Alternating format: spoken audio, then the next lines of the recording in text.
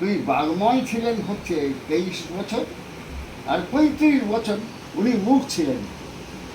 উনি মূক, কথা বলতে পারতেন না, এবং মানসিক দিক থেকে একটুখানি অস্থিরতার মধ্যে উনি ভুগতেন।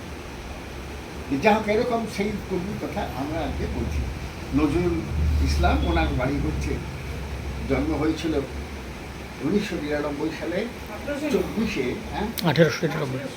24শে মে।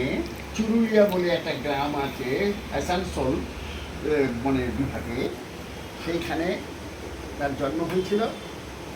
বাবা ছিলেন খুব ওখানকার একজন হাজির নাম করা গ্রামের বর্ধিষ্ঠ ব্যক্তি, মাও এরকম।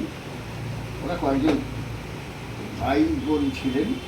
তা ওর দ্বিতীয় যে ওনার স্ত্রী ছিলেন, তা সেই দ্বিতীয় স্ত্রীর হচ্ছে 6টা ছেলে মেয়ের মধ্যে উনি একজন। উনি হচ্ছেন তৃতীয় আমাদের নজরুল ইসলাম।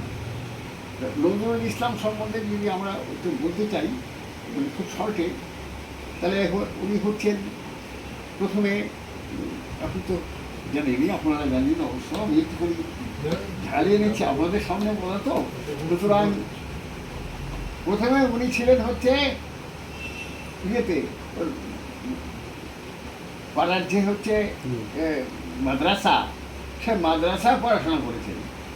কিছুদিন পরে উনি পাঠশালায় যান, কিন্তু পাঠশালায় ক্লাস 4 পর্যন্ত পড়ার পরে ওনার মাথার মধ্যে বায়ু উঠে যায়। উনি চলে যান হচ্ছে কি না বাউলদের দলে। লোকের ওখানে আছে লেটো পার্টি বলে, লেটোর দলে উনি ভিড়ে গেলেন।